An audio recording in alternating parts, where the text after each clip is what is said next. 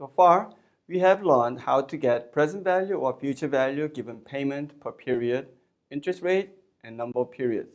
Now, we are ready to find the value of real-world assets. Let's find the value of a bond first. Bond is similar to an interest-only loan. That is, the borrower will pay the interest every period, but none of the principal will be repaid until the end of the loan. For example, suppose the Yonsei Corporation wants to borrow $1,000 for 30 years. The interest rate on similar debt issued by similar corporation is 5%.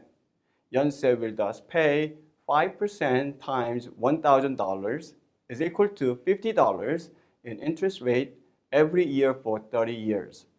At the end of 30 years, Yonsei will repay the $1,000. Let's use this example to define some of the important jargons associated with bonds. First, in this example, the $50 of regular interest payments that Yonsei promises to pay are called the bond's coupons. The amount that will be repaid at the end of the loan is called the bond's face value or par value. In this example, the face value is $1,000. The par value of the corporation bond is usually $1,000.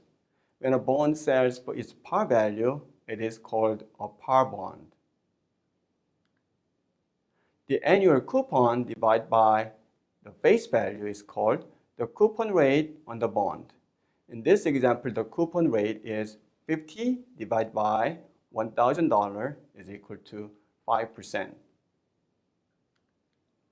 The number of years until the face value is paid is called the bond's time to maturity.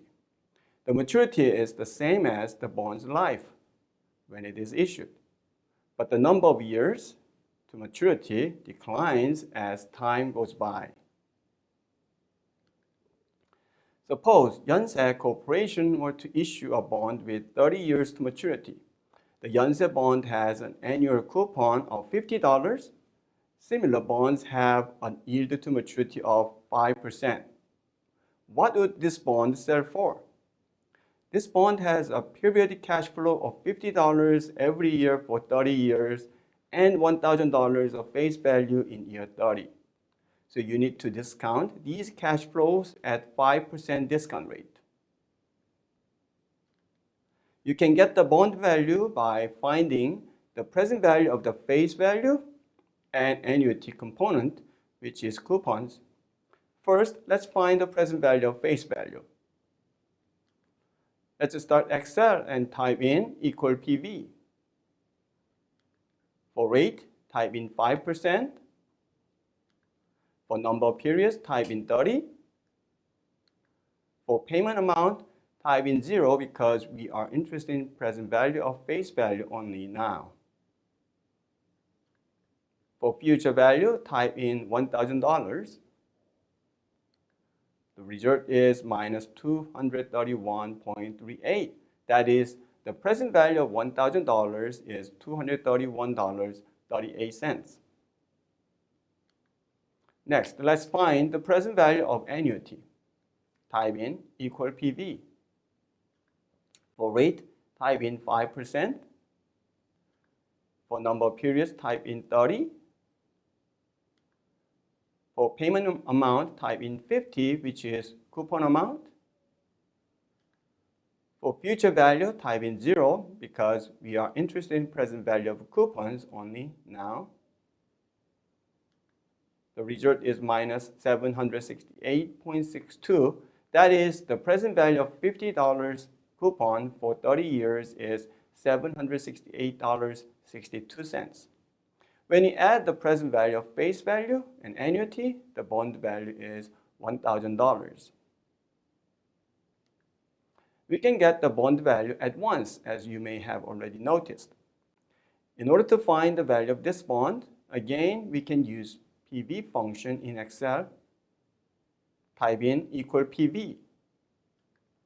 For rate, type in 5%. For number of periods, type in 30. For payment amount, type in 50. For future value, type in $1,000. That is, we include annuity and face value in one function. The result is minus 1,000. That is, the bond value is $1,000, and it is the same as what we found already. Its price is the same as its face value because the going interest rate in the market is 5% and coupon rate is also 5%. As you may notice in this example, the price of a bond is same as face value of the bond when its coupon rate is the same as market interest rate. Next, let's see what happens to bond value when interest rate changes. Suppose a year has gone by and the bond has 29 years maturity. If the market interest rate has risen to 6%, what will the bond be worth? Let's start Excel and type in equal PV. For rate, type in 6%. For number of periods, type in 29.